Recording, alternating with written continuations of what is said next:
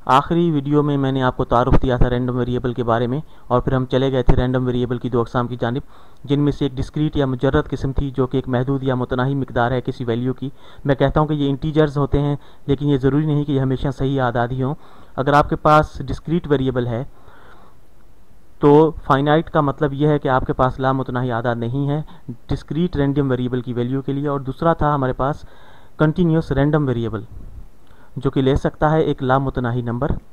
आइए मैं आपको एक मिसाल देता हूँ। एक रैंडम वेरिएबल x जो कि आमतौर पर लोग इस्तेमाल करते हैं, मैं इसे थोड़ा बहुत तब्दील करता हूँ। ये x के सिवा कुछ और भी हो सकता है। तो यूँ समझे मेरे पास एक रैंडम वेरिएबल है कैपिटल y, इन्हें हमेशा कैपिटल लेटर्स ही से लिखा जाता है। तो ये बराबर है बिल्कुल सही या एग्जैक्ट मिकदार बारिश की जो कि कल होगी। मैंने बारिश कहा क्योंकि मैं शुमाली कैलिफोर्निया में हूँ और इस वक्त बहुत तेज़ बारिश हो रही है। तो y बराबर है exact amount of rain tomorrow.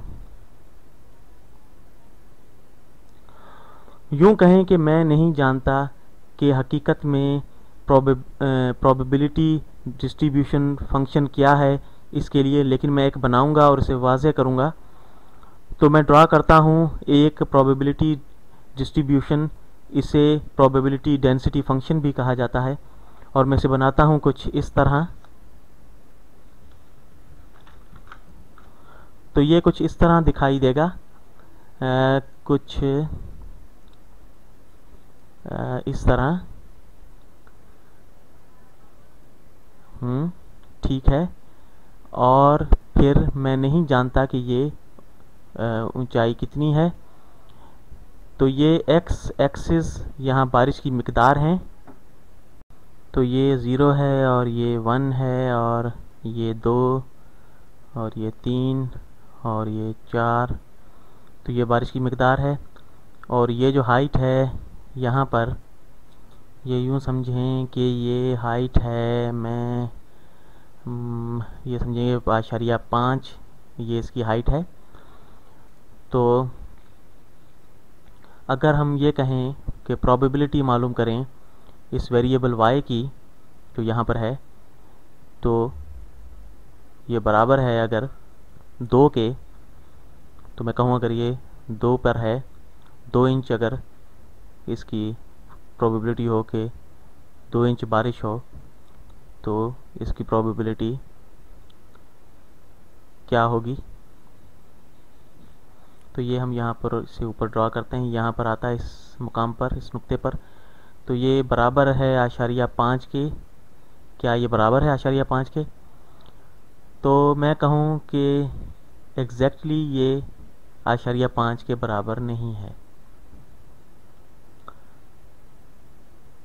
ये 2.01 भी हो सकती है, 1.99 भी हो सकती है, 1.9999 भी हो सकती है, ये 2.0000 और 1 भी हो सकती है।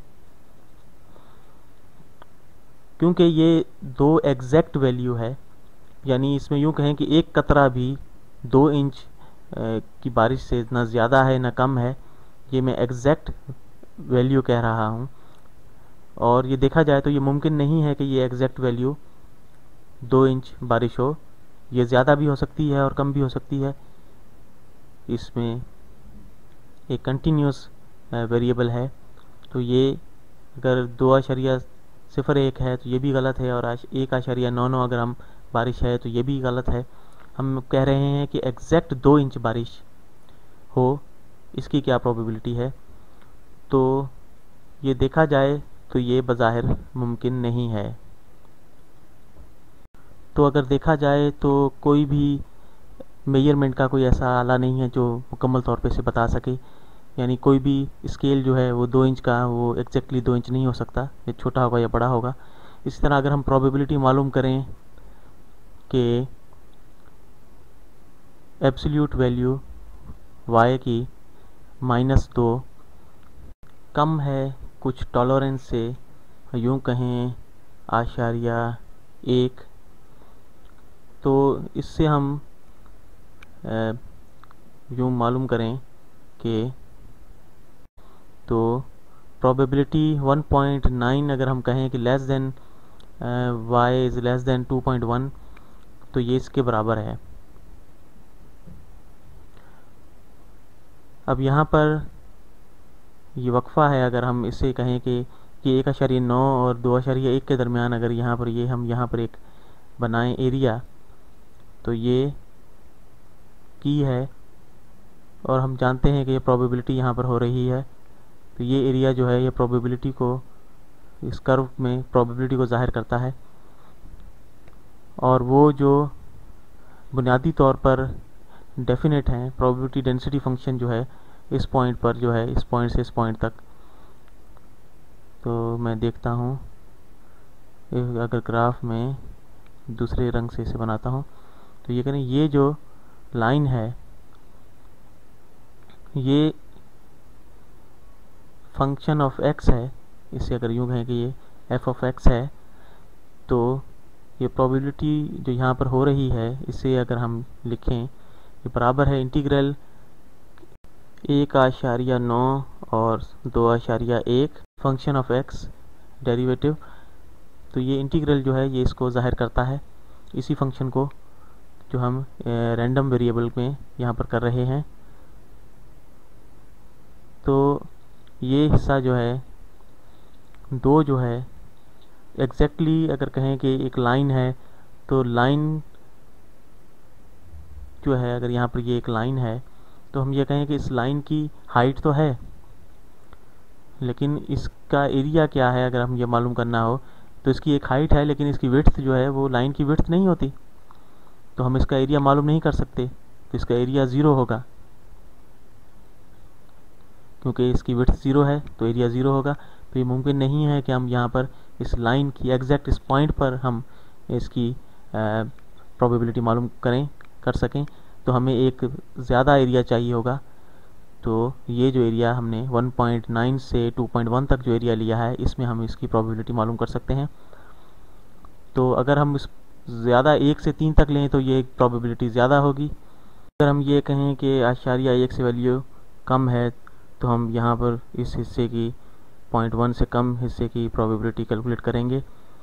और अगर हमने प्रोबेबिलिटी मालूम करनी हो कि अगर 4 इंच से ज़्यादा रेन हो, तो हमारे पास यहाँ तक एरिया आ जाता है और इस एरिया को यहाँ तक कैलकुलेट करेंगे और ये कर्व जो है आगे तक चला जाएगा। तो एक इन्फिनिट नंबर तक हम इसे प्रोबेबिलिटी मालूम कर सकते हैं। उम्मीद है आपको ये समझ में आया होगा कि इसमें 10% चांस हैं कि 4 इंच बारिश हो। इवेंट्स जो इस सारे एरिया में होंगे, तो ये 100% होंगे इस कुल एरिया में। तो बुनियादी तौर पे ये एरिया जो इस कर्व के अंदर है ये बराबर है 1 के। तो integration of f of x in 0 to infinity ये बराबर होगी 1 के।